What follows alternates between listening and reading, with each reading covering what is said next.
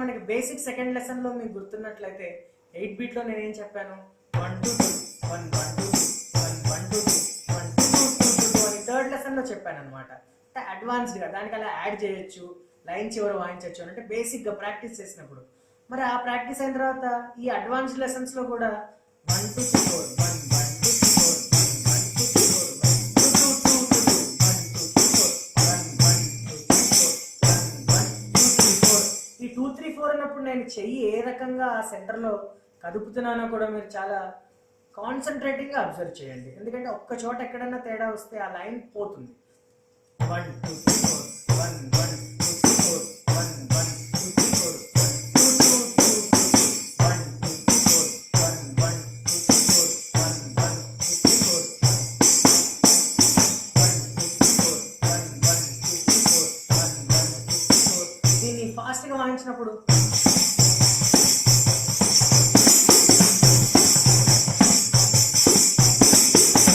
చెప్పాను కదా, ప్రతి లైన్ కి వాయిస్తే బాగుంటుందండి. ఫాస్ట్ గా సెకండ్ స్పీడ్ లో వాయిస్తున్నప్పుడు కానీ ఫస్ట్ స్పీడ్ లో కేశవ మాధవ జనార్దన 2 2 2 2 1 2 3 4 1 1 2 3 4 1 1 2 3 4 2 2 2 1 2 3 4 1 1 2 3 4 1 2 4 1 2 2 ఈ రకంగా ఈ వేరియేషన్ ని దానికి జత చేయడం జరుగుతుంది. దాన్ని ఫస్ట్ లైన్ ఎండింగ్ లో కానివ్వండి, 2 లైన్స్ ఎండింగ్ లో కానివ్వండి, ఈ వేలు 1 ఇక్కడ వాయిస్తున్నాం కదా. సో ఏంటంటే ఇక్కడ ఫింగరింగ్ ఇందాక చెప్పినట్లుగానే ఫింగరింగ్ చేంజ్ ఉంటుందండి. దాన్ని మీరు చాలా జాగ్రత్తగా అంటే 1 2 3 4 1 1 2 3 4 1 1 2 3 4 2 2 2 2 2 1 2 3 4 1 1 2 3 4 1 1 కేశవ మాధవ జనార్దన 2 2 2 2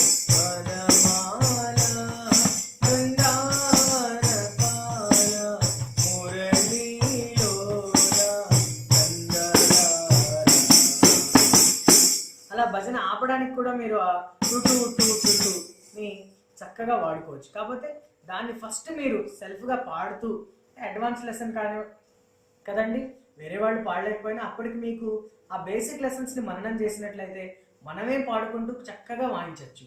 సో ఈ లెసన్ని మంచిగా ప్రాక్టీస్ చేసి మనం ఇంకా ముందు ఇంకా అడ్వాన్స్ లెసన్స్లోకి వెళ్దాం.